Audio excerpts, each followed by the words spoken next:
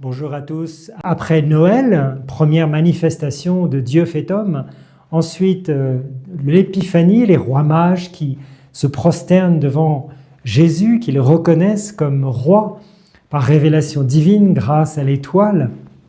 Eh bien aujourd'hui, nous fêtons cette troisième manifestation du Christ, le baptême. Mais alors, il y a pas mal de questions qui se posent. Pourquoi? Et ça, c'est la question centrale. Pourquoi, si Jésus est bien le Fils de Dieu fait homme, le Fils de Dieu, le Fils éternel de Dieu, la deuxième personne de la Sainte Trinité, comment comprendre, et quelle est l'intention du Christ, qu'il a voulu demander à Jean-Baptiste le baptême, et le baptême de l'eau. Moi, je baptise dans l'eau, dit Jean-Baptiste. Mais lui vous baptisera dans l'Esprit Saint et dans le feu. Pourquoi? Si des enfants au catéchisme vous posent la question, si vos propres enfants, pour ceux qui sont parents parmi vous, vous posent la question, qu'est-ce que vous leur répondez? Il s'agit de répondre précisément, théologiquement, et ce qu'est l'enseignement de l'Église. Et on peut demander à des amis au ciel, comme saint Thomas d'Aquin, pourquoi Jésus a demandé le baptême. Toutes ces raisons. Et répondre à ces questions, eh bien, ça nous permet d'entrer dans le mystère de Jésus, le Fils de Dieu, le Verbe de Dieu fait homme. Et ça peut être des grandes lumières pour nos frères et sœurs musulmans et juifs qui ne reconnaissent pas que Jésus est Dieu. Et ce n'est pas de leur faute, c'est une question d'éducation de la foi chrétienne. Donc la grâce est donnée à tous, mais tous n'y ont pas accès à cause de leur éducation, du contexte familial, etc. Donc prions pour tous ceux qui n'ont pas encore reconnu dans la foi que Jésus est Dieu fait homme. Alors, quelles sont ces raisons? Eh bien, on peut donner une première raison avec saint Thomas et la tradition, c'est que Dieu va se révéler au baptême de Jésus. La voix du Père va se faire entendre. Celui-ci est mon Fils bien-aimé, en qui j'ai mis tout mon amour, toute ma faveur. Il y a 3 fois dans l'Évangile où le Père fait entendre sa voix d'une manière un peu charismatique.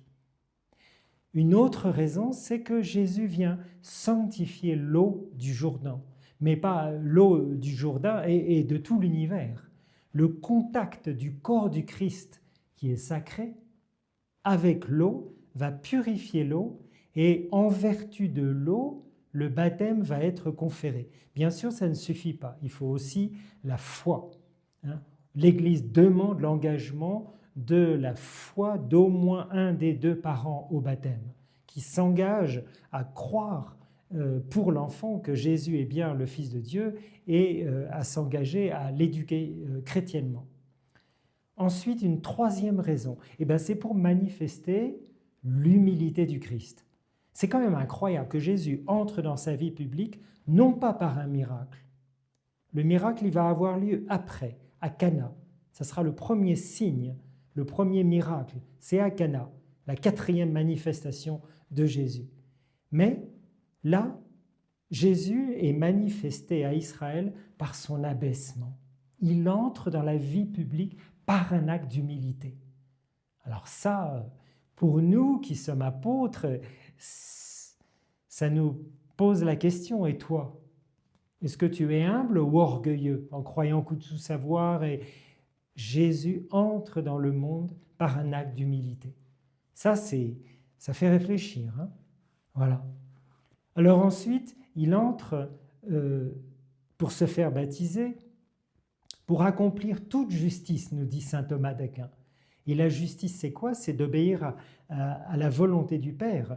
Vous voyez, Adam et Ève ont désobéi. Ils ont précipité toute la race humaine dans le péché, dans la souffrance et dans la mort. Ce n'est pas Dieu qui a fait la mort. C'est par la jalousie du démon que la mort est entrée dans le monde.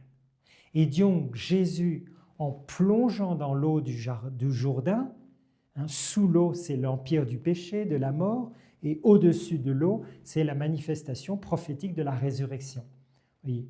Alors, Jésus, par sa mort et sa résurrection, va sauver le genre humain. Mais il a pris la nature humaine.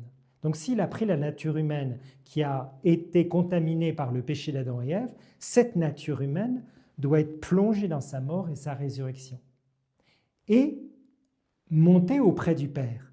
D'où le mystère de l'ascension. Vous voyez, l'Église catholique, dans son catéchisme, montre bien que l'ascension, c'est bien sûr Jésus est déjà ressuscité, mais la nature humaine, après 40 jours d'apparition pour affermir la foi des apôtres et de tout le monde, cette nature humaine va entrer dans la gloire. Ça, c'est le lien entre le baptême du Christ, d'une certaine manière, et la résurrection. Et ça nous donne une autre raison. Il est dit que Jésus, quand il sort de l'eau après le baptême, les cieux s'ouvrirent. Oui, il vient pour ouvrir les cieux. Donc la vision de Dieu qui était fermée au genre humain à cause du péché des premiers parents. Vous voyez, tout se tient. Enfin, c'est pour manifester la Sainte Trinité.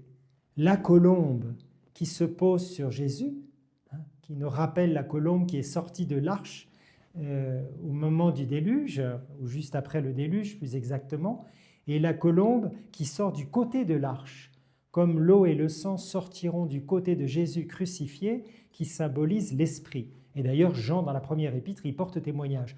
J'ai vu l'eau, le sang et l'Esprit. Les trois rendent témoignage au Fils de Dieu. Très grand, ça. Et enfin, il y a une dernière raison, c'est Jean-Baptiste qui nous la donne. Jean-Baptiste, dans le chapitre 1 de l'évangile de Jean, va dire « Je baptise dans l'eau, et j'ai baptisé Jésus dans l'eau, pour qu'il soit manifesté à Israël. » Vous voyez, Jean 1, 31. Alors, demandons la grâce pour nous qui avons été baptisés de nous souvenir de toutes ces raisons et de connecter avec le baptême du Christ qui nous fait, non seulement qui nous purifie du péché originel, mais qui nous fait enfants de Dieu. D'une telle manière que le Père du ciel ne peut pas nous regarder si ce n'est qu'à travers la personne de son Fils. Nous sommes membres du corps mystique du Christ par le baptême, d'où notre dignité plus grande que celle d'Adam et Ève.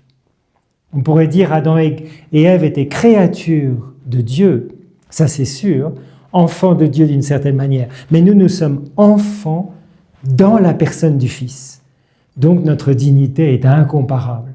Donc souvenons-nous aujourd'hui de la dignité de notre baptême, remercions Jésus pour le salut par sa passion et soyons très heureux qu'un jour, nous allons entrer dans la gloire. Mais soyons prêts à tout moment à rendre notre âme à Dieu. Alors allons nous confesser régulièrement. Allez, que Dieu vous bénisse tous.